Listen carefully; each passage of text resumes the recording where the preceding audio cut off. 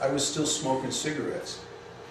And God, it took me 6 months to get to the point where I didn't have to like sneak out of the temple and go around the corner and light one up. You know, I had a pack stashed in 2 or 3 different trees, you know, and I'd like, you know, I'd just make sure nobody was watching, you know, and grab it and light up, you know, nicotine, you know. It took me 6 months to get to the point where I could go through a whole day and not have to smoke. And I knew smoking is bad. No question about it. I was real clear on that. You were captured. But I was addicted. Yeah. And so the momentum of the physical needs and conditioning that we get, you know, from having to cope with a situation where we don't have access to spiritual pleasure. Yeah. Like I was saying, if we don't have self-realization, or if we don't have access to Krishna directly, or if we don't think we do, actually we do, but if we think we don't, then it's like we have to make the best of what we have available here in the world. And so we mock up this whole story, this whole rationalization that, oh yeah, you know, this love, this sex, this pleasure, this food, this stuff, this money, this power, all this stuff. Oh yeah, this is great. You know, this is what I need. Yeah, this is going to do it. You know, it's like we have to have that false hope because it's better than having no hope at all. That would be terrible. That would be like suicide time. You know? So what we do is we make up this whole story, which is called the material ontology, and we convince ourselves that the illusion is the reality, and that there's nothing else. We go into denial about our actual identity and our actual nature. So when we finally come in contact with the truth, it's like, oh, wait a minute. Does that? And I get people give me the funniest reactions. One guy was saying, what was it? He was saying, oh, does this mean that I have to like completely give up all my relationships with everybody and just go off by myself and only chant?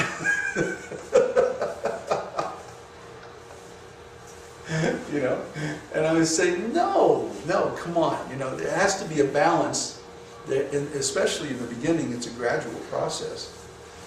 It's not like, you know, you just jump into some like ideal state where all of a sudden you don't need anybody.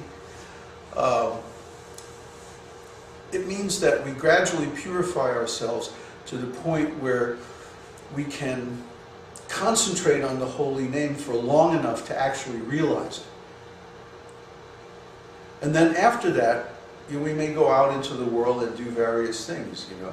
Like it took me 30 years to get to the point where I could sit down and chant for 6 months straight and realize the holy name. And then after that, I went here and there and I did this and that. I talked to all kinds of people and had all kinds of activities to try to share that knowledge.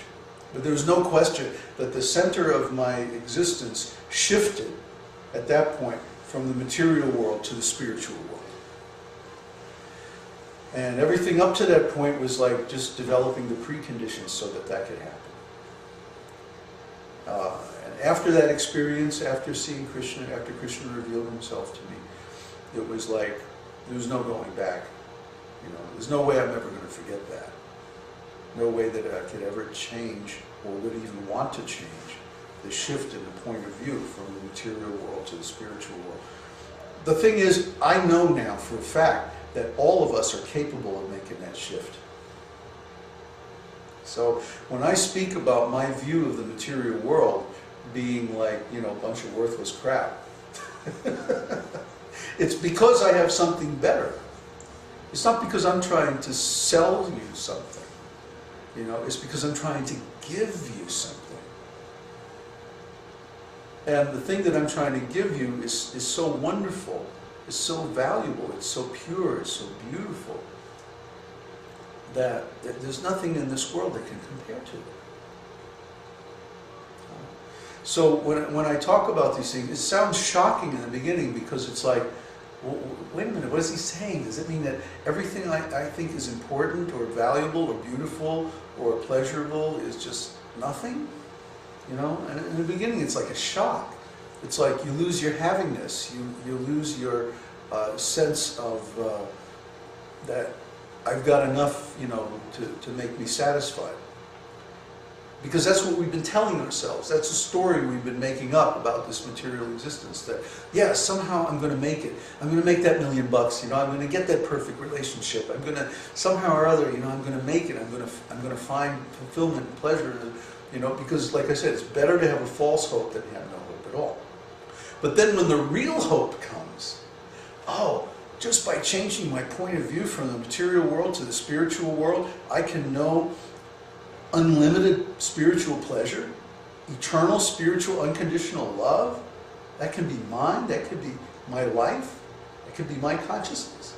You know, when that first comes up, what it looks like is, oh shit, I'm going to have to give up everything. You know, but why does a spiritual minded person give up everything in the material world?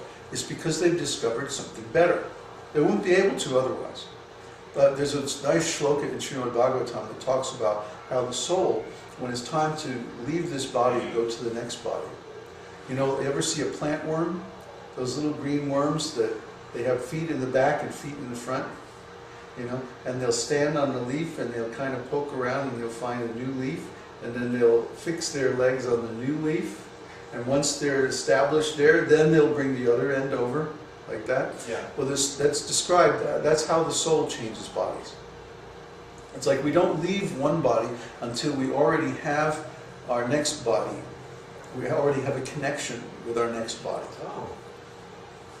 Yeah? Oh, really? Yeah, it's described like that. Well, that's the real meaning of that Yang Yang Vapi Smaran Bhava shloka in Bhagavad Gita. That at the time of death, or near the time of death, it's like we make a summation of where we are at.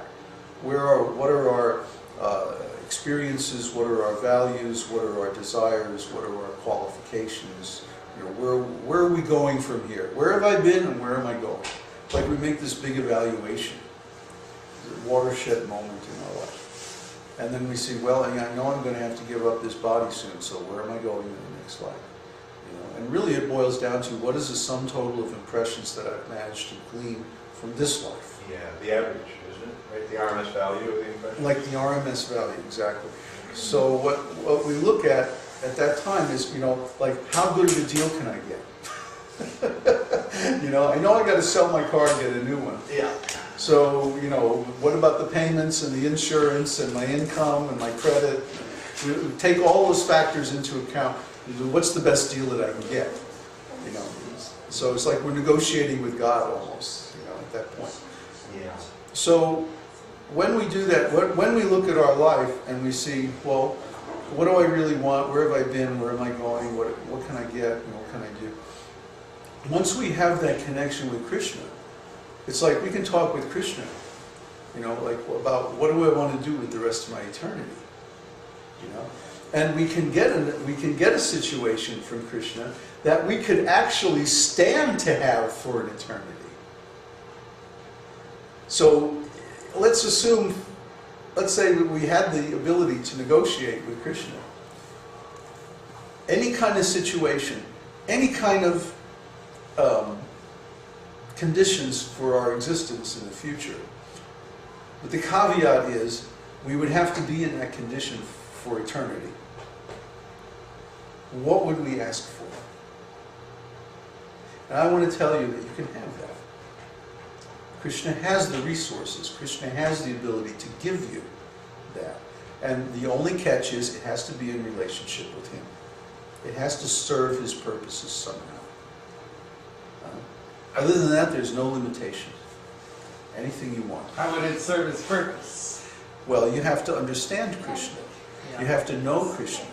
You know, it's just like if I wanted to know, you know, how could I make a business or how could I make an offer that would serve your purposes? I'd have to get to know you. Yeah. Wouldn't I? Right. You'd have to reveal yourself to me. Right. You know, somehow or other. So Krishna has revealed Himself already in the scriptures.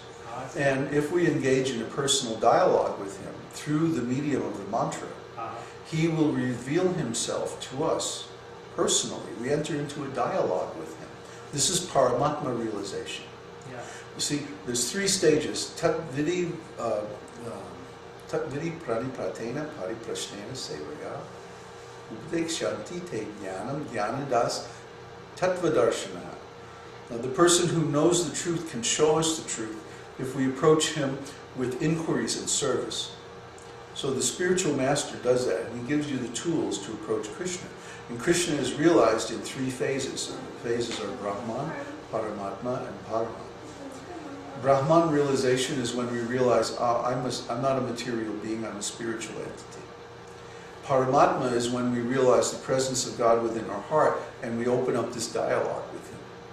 And then between reading the scriptures and by this personal dialogue with Krishna, we come to know him as a person.